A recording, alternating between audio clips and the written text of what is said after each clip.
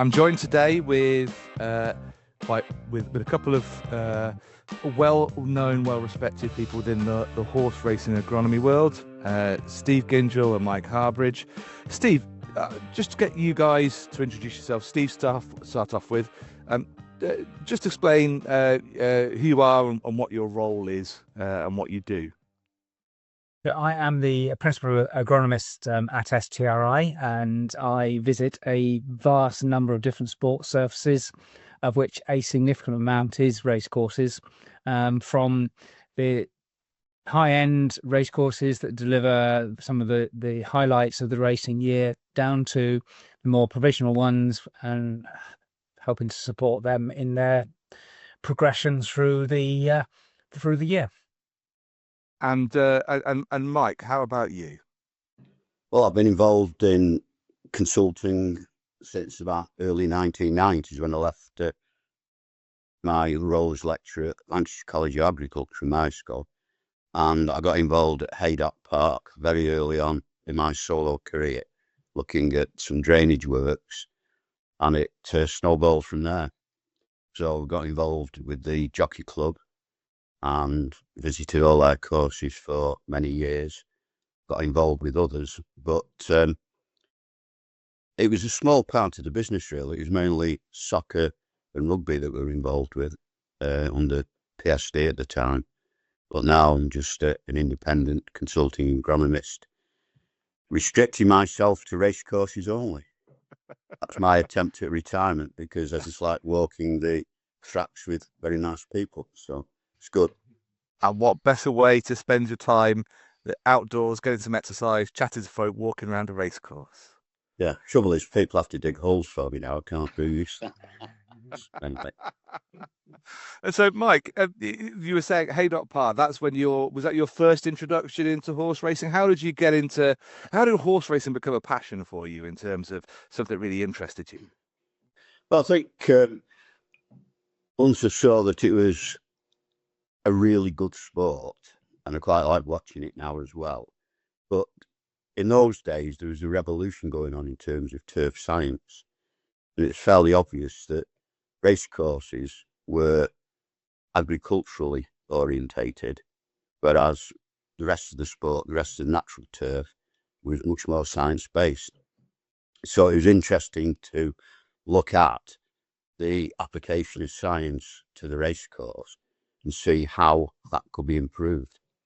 And certainly the impact that changes in machinery, grandstand training and everything had on race courses brought them on in leaps and bounds. More importantly, all the people involved in racing wanted to improve the race courses, wanted to improve the tracks for horse welfare. So that's what it was all about. So it was a small cog in a large wheel, and I hope it did something along the way. And it grew from there. And Steve, yourself, how did you get into sort of advising on horse racing surfaces? Well, it all started when I joined STRI, and being a local boy to Ascot Racecourse at the time when it was being rebuilt, I was asked to go out and do a whole plethora of different jobs, from measuring the soil depth every 50 meters on the whole of the Ascot estate.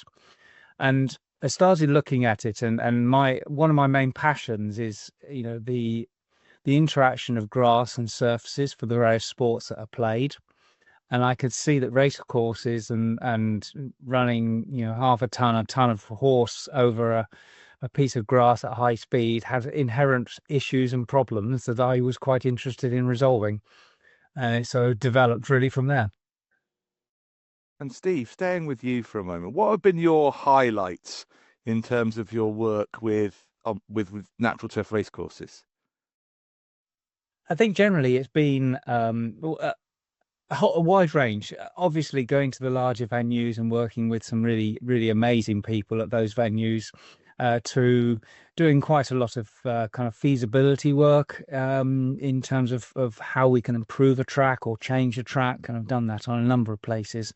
But I think equally it's seeing some of the grassroots guys, as Mike said, the sort of people who have come from a very agricultural background, starting to understand some of the science of what they're trying to do and how that impacts how they manage their tracks. And Mike, what have been the memorable moments for you in when you've been advising on horse racing surfaces? Too many to mention, I suspect. But no, I think it's just generally that the people involved just like to see what they're doing improve the racing surface. And I think if you can just give them some assistance, push in the right direction, they are quite pleased when they see that something they've done has had an effect, and that's what it's all about. But like Steve, I've been involved in various feasibility studies, and it's quite interesting the politics and the background to it all, how it all develops to produce the right track. And very often, the works have got to be done without any downtime. So it can be quite tight sometimes, but we get there in the end. Absolutely, there's always challenges, no matter what or where you are or what surface you work with. So, interesting stuff. And Mike, just for you, what changes would you say you've seen? What have been the big things that you've seen or evolutions that you've seen in racecourse agronomy over the years? What's your overriding feeling on that? I think the main one is, like I said at the beginning, applying science to the situation, which I think's done a remarkable job. But on a more simple plane, when you look at the type of equipment, especially mowers, back in the day, everybody was using wide gangs to mow the grass, but they weren't mowing it; they were rolling it. So you were getting a lot of precumbent growth, etc. But as soon as developments took place in terms of the type of mowing equipment, front-mounted mowers, everything began to improve. The quality of the turf certainly improved. And I think a big step was I think the HA brought in the requirement for the agronomy visit, which I think was quite useful in that it helped get, if you like, an external view on the track, and perhaps made people involved with the track think slightly differently. And also, I think a key point was the evolution of the ground staff. Certainly these days they are, well, even back in the day, they were very keen, very enthusiastic, probably didn't have the background knowledge of what they should have had, or didn't have the equipment that they needed. But gradually, with time, they've been educated, participated very willingly in education, want to do it, go on training courses, and gradually there's been a massive improvement all around. Those are my main highlights, actually. Yeah. I mean, and look after the turf, and it'll look after the athletes, whether they've got four legs or two, on Absolutely. that surface. And Steve, how about you? What changes have you seen that in racecourse agronomy over the years? I think it's partly what Mike has said is very, very true, and I've seen that through and through. I think for me the interesting thing is the transition from managing basically an agricultural field as a whole to being much more focused into managing areas which are very, very more highly used, racing lines, for example. So, understanding that you don't need to do everything over the whole area, you can target and you be more specific and work on certain areas. I think the increase in the use of some of the modern tools, such as the vertidrain, is probably relatively transformatory in terms of what we do. Even it's as simple as in terms of fertilizers, a transition over from a very big agricultural prill applied under an agricultural basis for growing and producing lots and lots of grass, to much more targeted uses to give grass and density when it's required for racing, whether that be summer or winter racing. And I think that's right. And I think it's those evolutions. I suspect what we've been talking about is more the progression and evolutionary approach to development as opposed to a revolution. And I guess that's mirrored by many aspects of turfgrass agronomy and turfgrass maintenance over the years. And certainly from my perspective, I come at it as a scientist. So I see the science and the nerdery behind everything.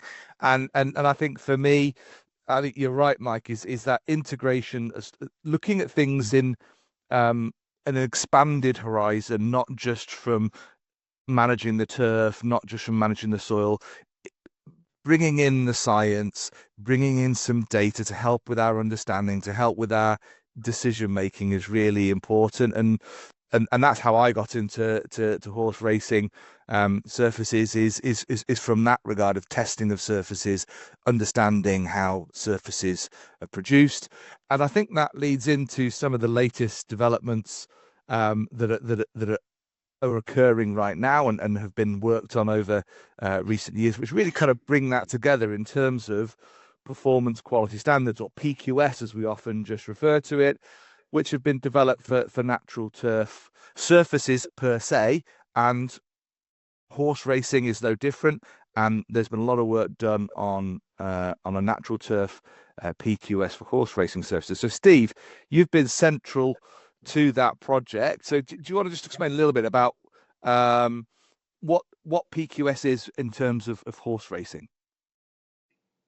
Well, it kind of all started predominantly at Ascot, but also places like Leopardstown and to some extent Cheltenham, where I would do, and as Mike would do, your normal agronomy visit. You dig a few holes, you'd have a look, and you'd have a good understanding of what's going on. And maybe somebody would bring a going stick out, or certainly the walking stick, in sense of giving some kind of view of what was going on.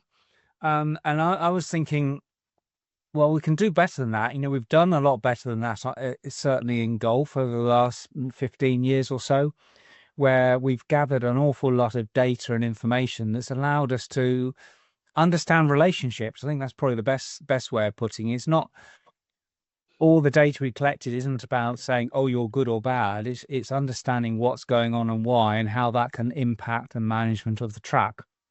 So scrolling forward to a couple of years ago, and I collected a lot of data, and we started to look at a few trends. And the Racecourse Association and the Horse Welfare Board were looking at developing PQS, and they'd gone a certain degree down a route. And Chris Stickles from Ascot basically said, look, you need to talk to Steve at STRI, because we're doing an awful lot of that, and the data is useful. And so we pondered for many months, and Christian and I, and obviously Mike was involved in all of that, in sense, well, what should we measure? Because there's no point. We can measure everything, really. It's great. We can do all sorts, but quite frankly, a lot of it is not informing key decision making about managing of a turf. And what I wanted to try and get out of all of this was a phrase which everybody's getting very bored with right now, which is what does good look like? So how can we define that in terms of a sense of a few simple measurements? And hence the PQS evolved from there. Mike was involved in a lot of testing of it, just to make sure that I hadn't made a complete howler, and that it was relatively straightforward and simple. And we involved a lot of other people discussing it, and we now got to the stage of pretty much launching that to the wider racecourse world. And indeed, it's heading into the Bargee next edition as a supplement and a requirement for at least the agronomy visit to be involving a form of PQS, but hopefully racecourse managers as well. And Mike, as Steve said there, you've been an important part of helping with this development process, but I suspect you've also been working with data and scientific approaches even before this project set up. So what was your experience of PQS before we actually got into a formal project for it? Well, obviously on the soccer side of things, we did quite a lot of testing, basic stuff, we using the cleg and various bits and pieces. But nothing has been done in race courses at all, really. And I think yourselves certainly picked out the important items to measure: root depth, grass length, etc. And it's good to have some parameters to work with. I don't think they should be written in stone by any means, but we can maybe talk about that later. But I think the thing I noticed was that the participants in the agronomy visit, when he started doing measurements, they suddenly became interested, and gradually they were taking the equipment off me, doing it themselves, which that's the way it should go, I think. And they were saying, well, that's interesting. Look at this here, look at that there, and why is that different to this? And which I think it brings a whole new concept to the agronomy visit, actually. It makes it a lot more interesting and worthwhile and informative. That's the key. It's information, isn't it? Absolutely. So, good. And that's something, Steve, that we've seen in other sports as well, isn't it? Essentially, when we think about football, or we think about rugby, we think about golf, when you start measuring something and when you start giving people tools, empowering them to go and have a look, most people in our industry and most people that are in our jobs, whether you're a turf manager, a clerk of the course, or an agronomist, you're generally quite inquisitive. You want to know what's going on. You want to understand, and give them the tool, and that's, they can go and understand what's going on beneath their feet, why it might be happening. And that's really important. And so, Steve, from your point of view, how do you see the PQS? Because it's an evolution of knowledge and experience and supporting insight. How would you see a PQS approach assisting with clerks of the course, grounds people in actually producing the best possible racing surfaces? I think it's important to pick up what Mike said, where the ranges for the absolute PQS targets are at present very, very broad. And that's quite an important point, because we all deal with very different soil types and surfaces, and actually quality of racing as well, and inherently the time of year. But I think the most important thing with the PQS is it tracks your individual race course in terms of the what is going on. And I think the classic one for me, where we've been tracking ryegrass content for a long time, and we could see, and visually you could see meadowgrass invading and developing, etc., which is inherently a worse grass for a racing surface for many reasons. And it got to a point where we could see the ryegrass get down to a certain percentage, and we knew we had to do a pretty major renovation to the surface, which reset it. And now we're tracking it again with a much more gentle decline, I hasten to add, but it's certainly still ongoing. So the PQS is very useful in terms of just tracking that things are not going wrong. And we can see that with moisture content on certain places. Moisture content over the longer term, is it gradually increasing? Is that related to a bit more organic matter developing? And so you can track it, and then the grounds manager, clerk of the course, can then start to put interventions, management practices in place to help to resolve that. And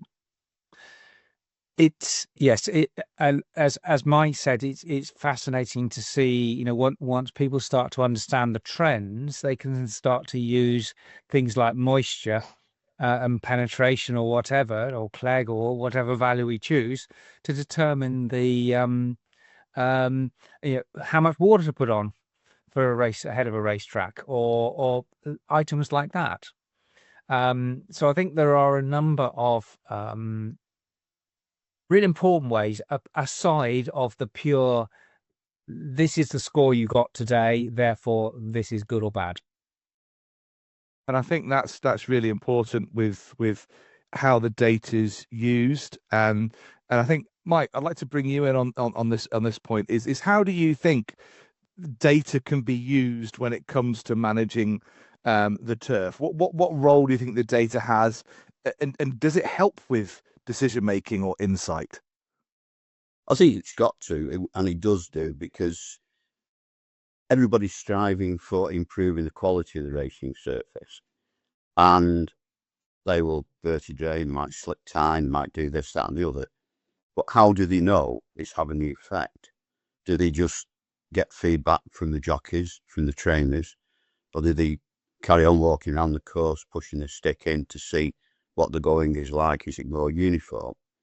But if you have a system whereby we can record data, we can record the condition or the data prior to doing any works, and then record the impact of that equipment on any changes in the data to see if it's getting nearer to what we want to achieve. I think that's what it's all about, really. It's all about monitoring, trying things. Are we achieving what we want? If yes, we've done well. If that particular operation doesn't work, what can we do to do it again? You know, keep trying. I think it's useful to have a basic guideline is what we're trying to achieve, and there are various ways of getting there, and I think that's what a lot of race courses are finding. Absolutely. It's interesting. I think the key, probably digressing now, but the key one is taking the turf out and looking at the moisture profile. Now, you can push a moisture meter in and you measure, I don't know, 45, 50% in the top, is it 55 mil? And you can look at the turf and push it in underneath at the bottom and get a reading of about 20. So you're looking at the moisture profile and things like this. And it's the way it's got to be. You've got to look at what's happening. I think a lot were caught out this spring with the exceptionally high ET rates. Yeah. Yeah. Dried out a lot quicker than anybody was expecting. And it's caused a bit of panic. It certainly has highlighted the need for careful, close moisture management, hasn't it, Mike? And the needs to be very proactive with how you manage your water and try not to get caught out in the chasing your tail, but try and keep on top and manage it at a good level to begin with, rather than kind of trying to douse the thing and build water back up again. Absolutely. I think you've got to not only refer to the data you're collecting, but also have a look at the other data available, i.e. the daily rainfall records, the daily ETs and things like that. Because there was a spell it was end of March, early April, where temperatures in the day were 12, 18 degrees, falling down to near frost at night. So the ground was drying out, crumbling with the frost, and you were getting very high ET rates in the day. And there was a lot of water coming out. And a lot of people were chasing their tails. Absolutely. So keep on top of it. Involved. Yeah. Absolutely right. And Steve, from your point of view, the linkage between data and decision making is really important. I'd like to get your thoughts on that, but also considerations we need to have when using a PQS type approach. In terms of decision making, I think we've had a bit of a discussion around that. I think the water side is really fascinating because there are very, very close links between, on a lot of soils. I have to be careful there because there are some soils that there isn't a strong link between moisture and compaction or going.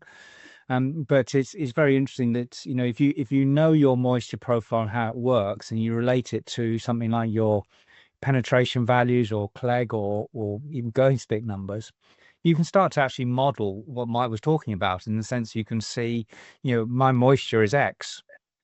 Ouch, I know that for a good going of Y, I'm going to have to put so much water on. So in a way, it allows a manager to be better informed. I think we've got to be very careful. It's not an absolute. It's, it isn't a X equals Y. It's an X equals maybe Y or Z. And I think, but what it does allow you to do is, in the situations we're having at the moment with these very dry periods, where we're probably, down in the south, we're looking at total losses, including ET, of 300, 400 millimeters this spring. And that's a lot of water to put back on. If you've got a moisture meter, you would have avoided some of the issues that Mike was saying, and getting them very dry and too dry too quick. I think the second question, obviously, in terms of what needs to be considered following the PQS is, probably exactly what I've just said. be careful of trying to be absolute with data, because there will be things that vary considerably. Even within a very small sampling area, the variability you get on a surface when you take data is huge. So you have to use a little bit of poke the thing in the ground, see what it says, look at the reading next door and the reading next door to that, and then does it compare, or is that a flyer because I've just recorded a sandy divot, or what? And just to get a flavour of the track, and for me, the other areas of being really, really, the power of this is collecting enough data. It doesn't have to be to the nearest 0.01% or millimeters of penetration or whatever. It's the long-term view that you get. So, collect more data rather than trying to be very scientific about one spot's worth of data. And that's part of the reason why in the PQS we've kept it relatively high level and quick, so that you can get round a racetrack, albeit huge areas, and collect some really meaningful data. You have to be very pragmatic, don't you, in doing it? That's the key. Indeed. And I think that's a really important point, is that as we've said continually through this process, haven't we, Steve and Mike, is that collecting data is not the end point. That data has to mean something. It has to inform our understanding. It has to provide insight so that we can help guide our decision making. And racecourse is a large area. And for me, the data has to feed our understanding about how our racecourses change due to natural conditions or extreme events, but also how consistent it is. And I think, Steve, that's a really important point for me. It is, we can try and measure the race course, take a snapshot on a few occasions to the nth degree and extrapolate from there. Or we can say, okay, we know how variable our race course is. We can look at targeted areas. We can see how they change. And we're looking at that at a greater resolution in terms of time, greater frequency. So we could see trends over time. And for me, data often is most powerful when we could see trajectory of change or no change, because that might be what we want. That's perfect. But it's looking at the bigger picture rather than the going down the microscope and zooming in to too great a detail and losing a lot of the value and the bigger picture that's there. And that for me is how PQS needs to be sort of broad enough but specific enough to allow that decision making. Yeah, you did make one good point there about where do you test? Do you do everywhere, or do you on a certain line? Because one thing that's become very apparent, which I think everybody knew about previously, but this has highlighted it, is the impact of divot mixture on the intensively used racing lines. Some tracks use one line religiously. The texture and probably the compaction and everything else on that line is totally different to a couple of meters away. Yeah. And you can find dramatic differences. I know PQS refers to using maybe testing the next racing line. Some tracks don't have the next racing line, so you got to test the one that they raced on previously. So I think you have to, it's great collecting the data, but you have to, like you said, be fairly careful in interpreting it and how you use it. And I think most people appreciate that.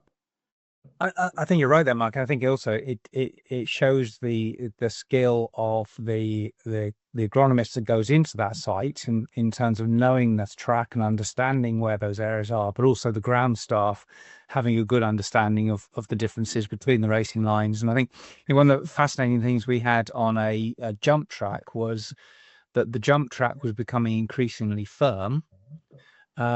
Whereas the hurdle, which was also used for a bit of flat racing, was good. And the differences in penetration values were huge.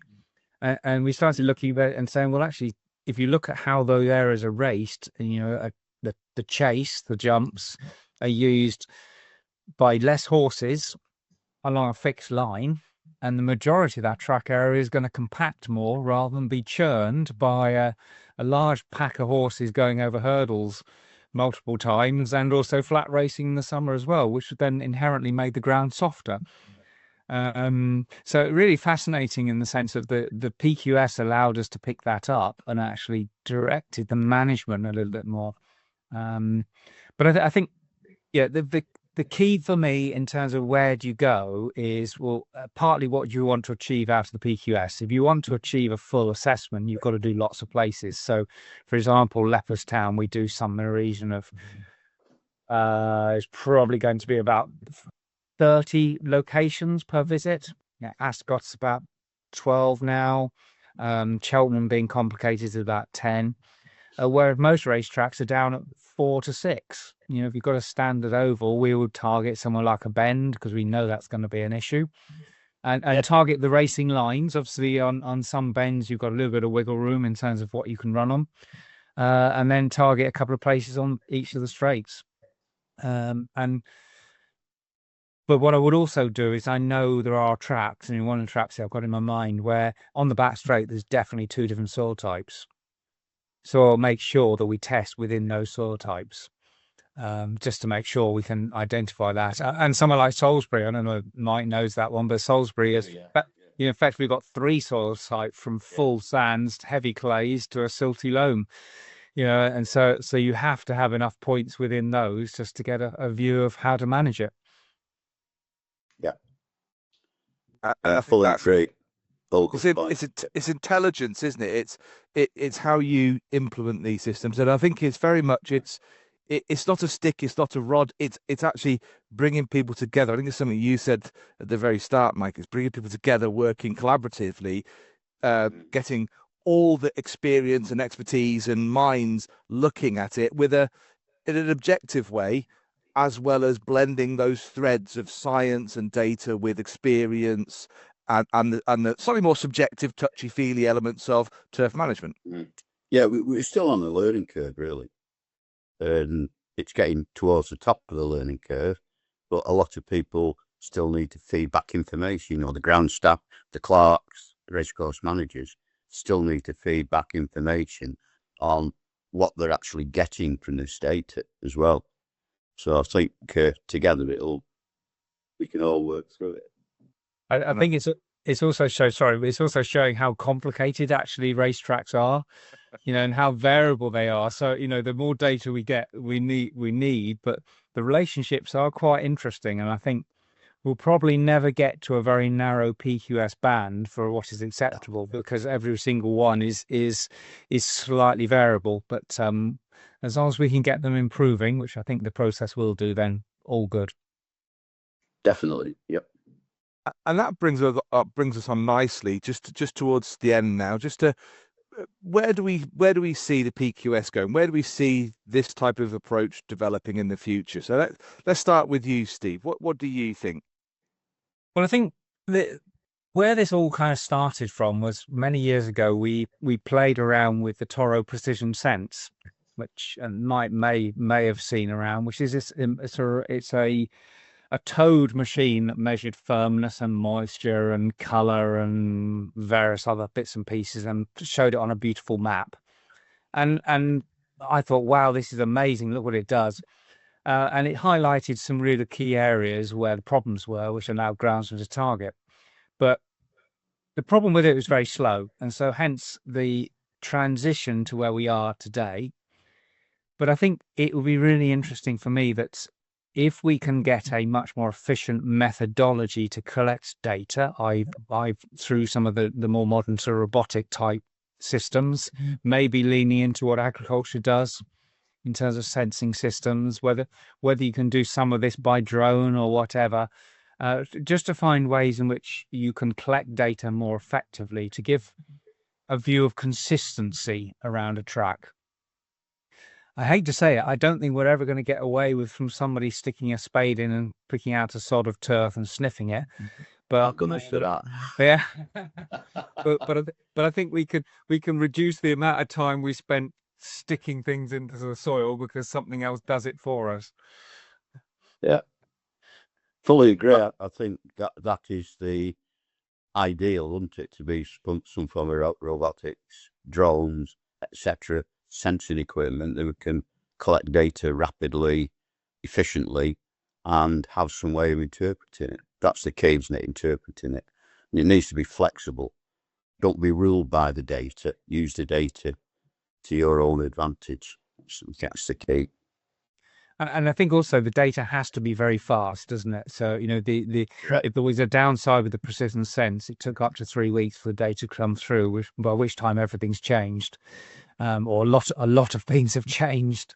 But it's having something that is very responsive, gives you information quickly, so you can then make a change, and particularly ahead of racing. You know, if you can do testing ahead of racing, you need those results on the same day, effectively, to make a decision tomorrow about whether you water or don't, or whether you verti drain or don't, or whatever, you know. I suppose the mechanism will be, we have a wide range of test data or a test to undertake, generally speaking, but in the lead up to a race meeting, do we narrow it down to a select number of actual methods? Yeah. And that's probably the way it will go in the future. I think for me also, we've got to tackle this holy grail of measuring going. I think we've nibbled around the edges quite a lot in everything we've done up to now, and you know, the going stick gives some interesting information, you know, in its form, and I think the things like the Vienna surface tester are all interesting. I think the basic penetrometers are interesting, but it doesn't quite at this point in time get to measuring something consistently by the operator as well. And I think that's where robotics might be able to help us, because it takes the person out of collecting data. Yeah, operator error. Yeah, isn't it? Yeah. And I think that's a great point to finish up on, especially before we open a can of worms on going assessment. I was hoping you were going to mention going. Absolutely, but no, it's really important, and that's probably going to be a subject of a whole separate podcast and discussion. But I think that's summed up quite nicely, where I think racecourse agronomy and turf management itself, you can't just do it one way or the other these days, especially with the expectation of what we're doing and delivering. You need to bring together all the tools, all the different threads, all the different facets, which includes data, it includes experience, it includes intelligence, and it does include, and it will never get away from, needing to visibly, physically see what's going on, because and taking that human part of the process, because it's a person that makes the decision ultimately at the end of the day, and it's a person that has to stand by that decision. So the tools have to support the decision, and the decision and what happens then is the key part of that, and that's the intelligence. And then the data helps feed back into that loop to help review, did we make the right decision? Is there anything we could have done differently? Have we learned anything? Is there anything we need to take on board for future meetings or future preparation or future strategic development? And I think that's key. So we're very much coming towards the end of the time. So I'd like to take the opportunity to thank both Steve and Mike for joining on the podcast. That's been a tremendous, pardon the pun, gallop around racecourse agronomy, and tremendously enjoyable it's been. Thank you both, and we'll look forward to further chats hopefully in the future on more facets of the racecourse. Pleasure, really enjoyed it.